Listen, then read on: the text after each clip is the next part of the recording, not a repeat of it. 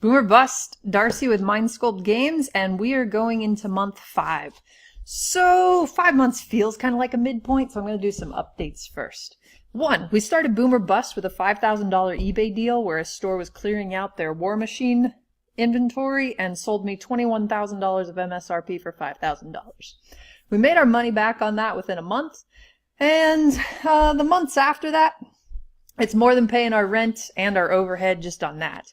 So I don't know if it's cheating or not, because that's what's in our guest bedroom at the house, but just one purchase so far has paid our rent and utilities for the last 3 months. Probably going to do it again for this month. So sometimes putting in the work, and it was a ton of work to learn eBay on that level, to learn War Machines, which is a product I'd never bought before, never played before, and learning packaging of all those different sized items. It was hard, but it came out pretty financially good. Update number 2. We started our store with a TCG Player Direct store. That's how we generated all of our starting funds. We are a no debt model, so actually Mindsculpt Games has taken $0 in debt so far. And our inventory has done pretty well selling for us on TCG Player or mindsculptgames.com. But it's run a little dry. Like, we have 23,000 feedback now. We've actually sold more than we've been able to buy. Until this week. I spent $6,600 on a guy's Magic collection. And it's going to fill our light play. It's going to move up our moderate play. I had to reorganize the foil light play box. Quite a few cards. Now the Boomer Bust factor in this will make sense to Magic players. It might make sense to investors. It might make sense to any of you. But out of that big collection I bought, probably the top 12 high dollar cards, foil Liliana the Veil I sold. I will not keep that one. But I pulled a bunch of dual land reserve list cards. So out of that 6,600, a lot of that is out of the market for me and it's sitting somewhere else. So hopefully I can make my money back, churn a little bit, our dollar per hour rate will be decent. But I'd say about 1/4 of that investment we're holding on to. And, in the game store retailer industry, I posted something about stashing my dual lands for later. Wizards has promised never to reprint them. They're very old cards, 1993. And the player base, from the demand that used to be there to the demand that is there now, there's so many more players and there's not more product. Those dual lands there will never be more of. So we've stashed probably this high a stack of reserve list cards that we haven't sold yet. And cash is king, right? That's what they say. That's what the guy who was selling the cards said to me, because he was going to pay off his debt to be able to enroll next semester at his college. And he was also going to use that capital to fund his retail flipping endeavors. He's working with his brother. So he was going to use that cash to make more money, probably more money than me. To be honest, it sounded like he knew what he was doing there. And a college degree pays for years, and retail probably doesn't pay as much as real estate if you're willing to put that muscle work in. So to get that inventory, our online sales are going to be big again. We have lots of orders. We filled 260 orders the other day. We're going to fire another reimbursement inventory or invoice on Monday. It'll probably be pretty big. We'll sell through it fairly quickly, but not the stuff that I'm keeping in the reserve list. So why wouldn't I want cash to be the king there? Why would I stock away cardboard when cash is a higher security? Well, if you look at the reserve list cards, they are spiking often. The demand is higher than the quantity, and people buy them, and then they do what I do, and they take them out of market. So actually, we haven't sold too many of our reserve list cards. We actually pulled the rest of them from the case this week because we think that there is a higher gain in their value a year or two from now than we could use with the capital cash. And that's a really weird place to be. I'm not sure I'm completely there, but the reason I think that right now, I don't want to go into numbers too much, but I will say Mindsculpt Games is on the course to definitely make money in the first year. We started as a no debt model. We're still a no debt model. I did talk to the banker the other day for the first time about loans and talk to him about our business plan and what we might do. And this property that's sitting on the main road that may or may not be a good investment. And what we do in the next couple months might determine a lot of our future. So far, in the boom and bust name of what we've done here, there's not been a huge boom, but there's been 4 months of in the black profit for a new business, which feels pretty good. We've been able to pretty much double our starting inventory, and we have more money in the bank than we started. And we got that cardboard currency building up. I added about $2,000 of reserved list dual lands to my stockpile. So what's next for Mind Sculpt Games? We've done fairly well. Now I'm going to tell you a couple busts. We've only had one event in store where we had to push back our gondolas and maximize our space. So we're really hoping we get a couple more events where we're busting at the seams, where it feels like we don't have enough space. Because if we do have enough space here, then buying a property doesn't make sense at all. And if we... Well, honestly, we're only open about 40 hours a month right now. We open from 4 to 9 on weekdays and 12 to 6 on Saturdays, sometimes a little later on Fridays. I mean, I do come in and work on Sundays. I'm running an ACT camp tonight, 7 to 9, and I'm making a video talking to a camera and calling it work. But if we're talking about maximizing our space, now we've done a lot with our layout and our floor space. We could probably do a lot more. We have not maximized our physical space, and we haven't maximized our time space. Ideally, one day I'd like to be open 10 a.m. to 10 p.m., maybe 6 days a week. I don't know if our local population is large enough to support that, but there's game stores that can do it. And when I think about stocking away cards for the long term, what I think about is my local climate. Can I put my money in good enough spots right now, the excess money, the profits, can I put it in a good enough spot that it shows a high return and doesn't just leave me with product on the shelf that I'll have to clearance later? I don't want to get so much product that doesn't move quickly that I have to clearance it, sell it on eBay, whatever. I want to get the best stuff. And that means I got to take my time and research, that I got to know my clientele, that I got to build up a culture. So let's get to the bus. We only had one event that moved things back. We did an official Yu-Gi-Oh tournament. We got 17 people the first time we did an official Yu-Gi-Oh tournament. And then we got like 12, and then we got like 7, and then we had like 2. And we had our first Yu-Gi-Oh sneak peek this Saturday. We also had a standard showdown, and we had potentially some Warhammer players that wanted to come play too. So I thought, whoa, we're going to have to move our wheels again. No, we didn't. The sneak peek was not quite as popular as planned. And I polled our Yu-Gi-Oh players in our Mind Sculpt Yu-Gi-Oh group, and I asked them, so if we were going to improve this, can you tell me the main conflict if you wanted to be here, why you couldn't be? Did you go to another place? Was it too expensive? Were you working? Were you with family?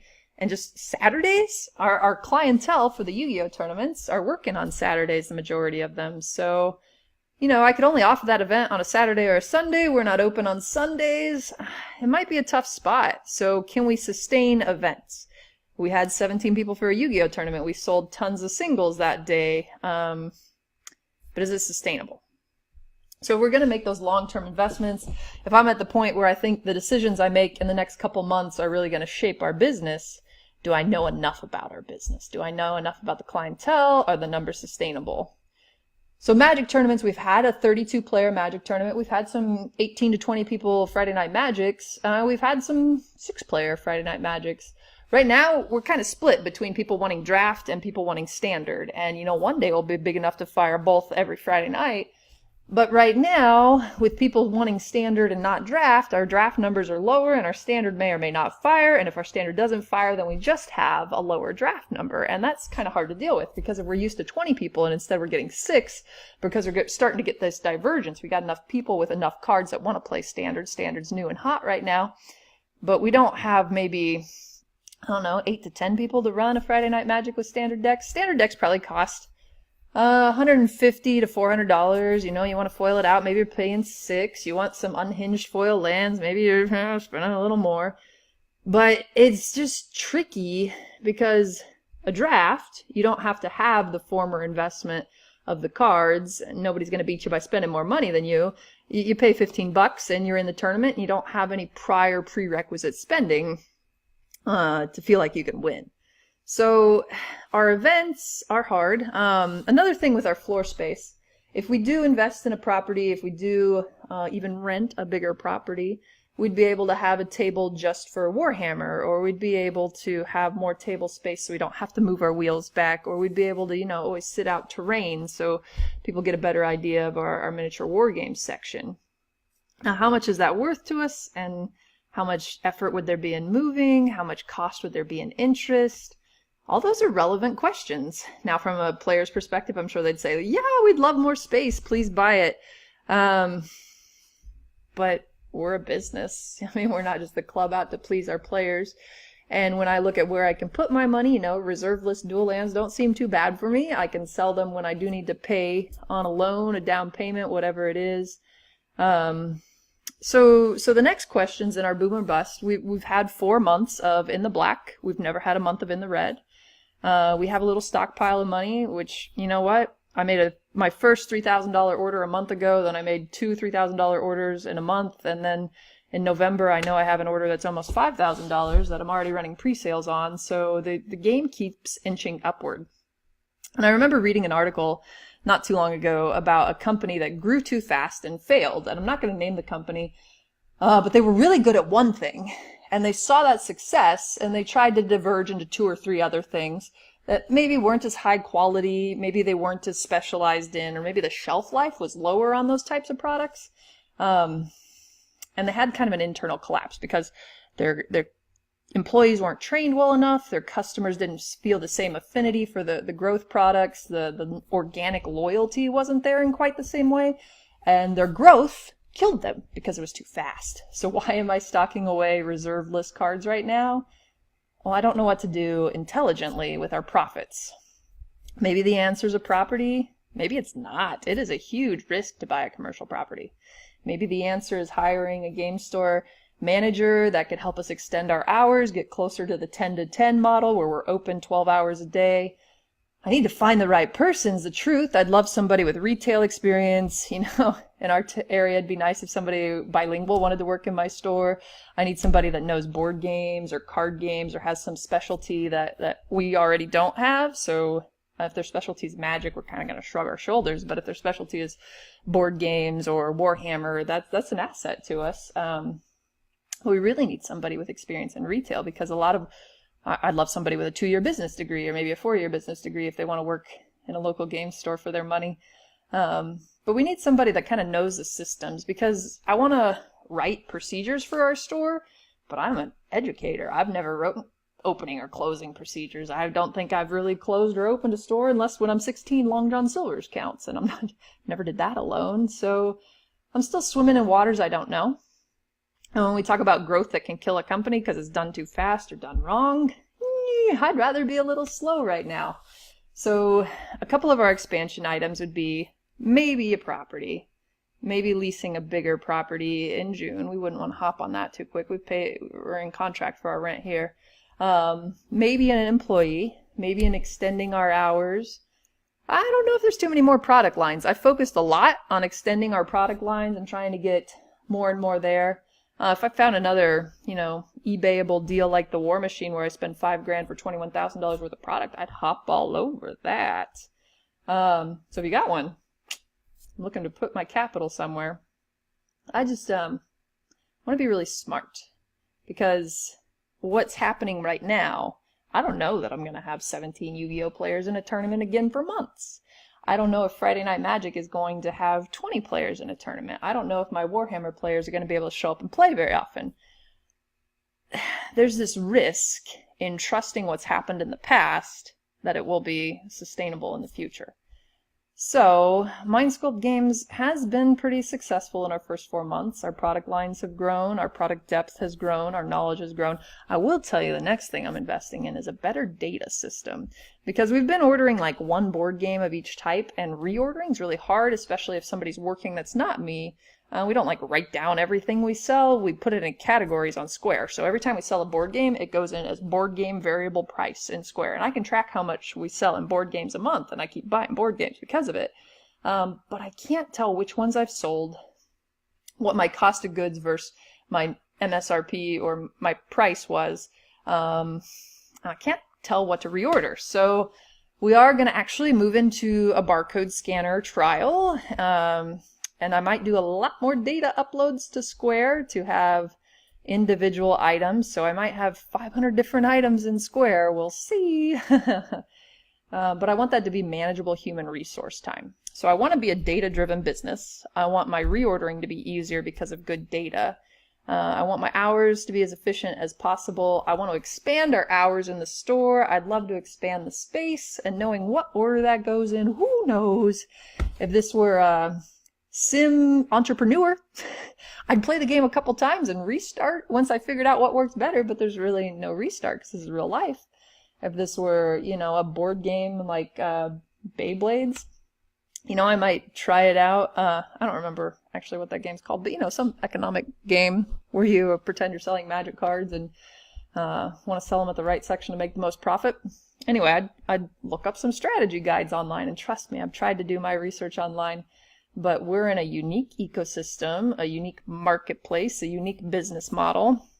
I do have ACT tutoring tonight, and even though we might have the skill sets or the desire to do things, just honest truth, last time I did ACT tutoring for a group in Salina, I made $150 an hour, but it was like my 7th session. I was an AP English teacher for 6 years.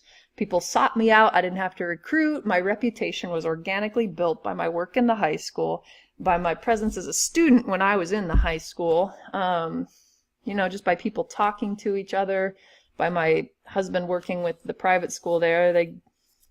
I had one student who went to St. John's who moved from a 27 on his ACT to a 32, went to school for free, made the newspaper, was a commandant of the corps, and my reputation from there was really easy. Like, I had a hit, and then my product was a hit, and I was able to fill the seats the next year and get similar results in at least some cases, and it was easy to make money as an ACT tutor there.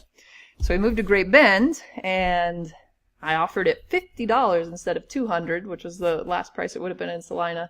And I got 3 kids. So I'm going to give them my best effort. I love teaching kids, and I haven't actually taught kids as much in the last 3 years as a tech coach as I did in the past, and I kind of miss it. So this is one of those reward nights for me. I'm going to sit down with these 3 kids. I'm going to give them my best effort. I'm going to hope I'm investing in their future, and maybe we can save some of their families thousands of dollars, or change the trajectory of where they can go. Or maybe just give them some more confidence for a test that stresses some kids out. We'll see what happens. But there's this bang component in ACT tutoring where I have to have the reputation for it to work. Mind Sculpt Games, ACT tutoring, who cares? Who cares until there's proven results? Who cares until there's an established reputation of an ACT tutor who actually knows their stuff? Someone, when you pay them the money, you're likely to get results. Not guaranteed, but likely. And that didn't follow me when I moved from Salina. So honestly, in our original business plan, we thought about calling Mind Sculpt Games and tutoring, and running tutoring sessions when our games weren't used for Magic players or Dungeons and Dragons or whatever. And maybe eventually that is part of the model if we get a really big place and I can have a stable of tutors that work under me or with me. But you know, you can only dream of so many things before you're worried about how much you can handle. So we'll just try ACT tutoring tonight. We'll look at what else is in our business plan. We'll look at where our capital goes best. And right now, I think just sticking to the game plan that we have, running through the school year, building up product as we can, building up our online inventory. Anytime somebody brings me Magic, Yu-Gi-Oh, Pokemon cards, I'm going to make an offer. And nothing leaves this building without me making an offer, because that inventory is what runs this business. So I paid high margins on that $6,600 order that walked into my store. I am pretty sure I paid him better than anywhere else in Kansas would. And when we talk percentages, you know, he got the in-person offer, so he didn't get the kickback from a buy list that would reject the condition he listed it as. The trust factor was right there. He walked out with a check that day. He cashed it a couple days later. If you want to sell some singles in this area, I'm in the position to buy them because I need stuff for my online inventory, and I'm okay. I'm okay if the margins aren't quite what they would have been before I had a store, but I'm looking for that. So we'll buy for our online inventory anytime we can. I'll try to buy intelligently from distributors. I'm going to continue thinking and trying to learn how to hire somebody efficiently, how to integrate larger parts of the business model, how to maximize our hours, to maximize our space, how to maximize our physical space, and whether buying physical space is worth it to us, whether the economy in Great Bend will kick up into the point where if I buy now, I'm making a good investment. All those are unknowns, and a lot of those are uncontrollables. So we're doing well, things are fun. Kind of shrugging my shoulders and waiting. But I got some ambitions, and we'll just see what you got to do with those. So wish me luck tonight. Wish my ACT students good luck. If I get somebody that raises their score, a couple points, maybe 5 points on their ACT, then maybe the business model grows from there. We'll see.